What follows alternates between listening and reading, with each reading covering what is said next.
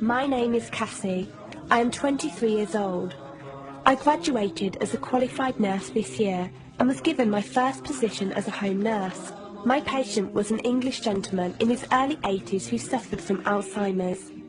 In the first meeting, the patient was given his record, and from it I could see that he was a convert to the religion of Islam, therefore he was a Muslim. I knew from this that I would need to take into account some modes of treatment that may go against his faith, and therefore try to adapt my care to meet his needs. I bought in some halal meat to cook for him, and ensured that there was no pork or alcohol in the premises, as I did some research which showed me that these were forbidden in Islam. My patient was in a very advanced stage of his condition, so many of my colleagues could not understand why I was going through so much effort for him. But I understood that a person who commits to a faith deserves that commitment to be respected, even if they are not in a position to understand. Anyway, after a few weeks with my patient, I began to notice some patterns of movement. At first, I thought it was some copied motions he'd seen someone doing, but I saw him repeat the movement at particular times, morning, afternoon, evening. The movements were to raise his hands, bow, and then put his head to the ground. I could not understand it. He was also repeating sentences in another language. I couldn't figure out what language it was, as his speech was slurred, but I know the same verses were repeated daily. Also, there was something strange. He didn't allow me to feed him with my left hand. Somehow I knew this linked to his religion, but didn't know how. One of my colleagues told me about Pal Talk as a place for debates and discussions. As I did not know any Muslims except for my patient, I thought it would be good to speak to someone live and ask questions. I went on the Islam section and entered the room True Message. Here I asked questions regarding the repeated movements and was told that these were the actions of prayer. I did not really believe it until someone posted a link on the Islamic prayer on YouTube. I was shocked. A man who has lost all memory of his children, of his occupation, and could barely eat and drink, was able to remember not only actions of prayer, but verses that were in another language. This was nothing short of incredible, and I knew that this man was devout in his faith, which made me want to learn more in order to care for him the best I could. I came into the Pal Talk room as often as I could, and was given a link to read the translation of the Quran and listen to it. The chapter of the bee gave me chills, and I repeated it several times a day. I saved a recording of the Quran on my iPod and gave it to my patient to listen to. He was smiling and crying, and in reading the translation I could see why. I applied what I gained from Pal Talk to care for my patient, but gradually found myself coming to the room to find answers for myself. I never really took the time to look at my life.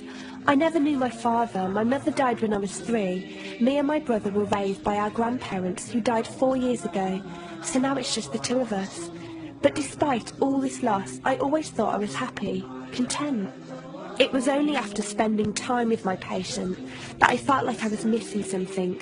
I was missing that sense of peace and tranquility my patient, even through suffering, felt. I wanted that sense of belonging and a part of something that he felt, even with no one around him. I was given a list of mosques in my area by a lady on Pal Talk and went down to visit one. I watched the prayer and could not hold back my tears. I felt drawn to the mosque every day, and the imam and his wife would give me books and tapes to welcome any questions I had.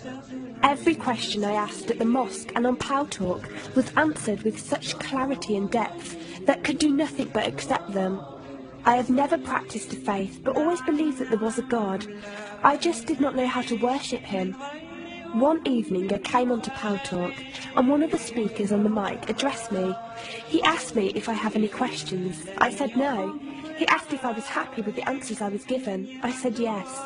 He then asked what was stopping me accepting Islam. I could not answer. I went to the mosque to watch the dawn prayer. The imam asked me the same question. I could not answer.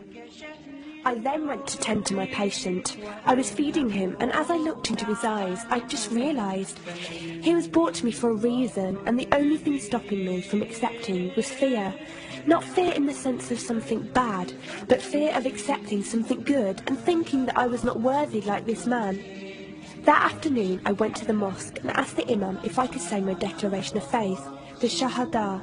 There is no God except Allah. Muhammad is Allah's messenger.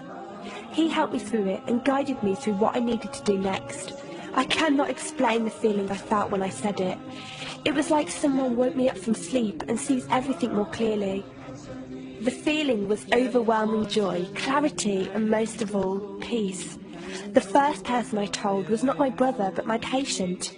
I went to him, and before I even opened my mouth, he cried and smiled at me. I broke down in front of him. I owed him so much. I came home and logged onto Paltalk and repeated the Shahada for the room. They all helped me so much, and even though I had never seen a single one of them, they felt closer to me than my own brother. I did eventually call my brother to tell him, and although he wasn't happy, he supported me and said he would be there. I couldn't ask for any more. After my first week as a Muslim, my patient passed away in his sleep while I was caring for him. Inna lillahi wa inna ilaihi raji'un. He died a peaceful death, and I was the only person with him. He was like the father I never had, and he was my doorway to Islam.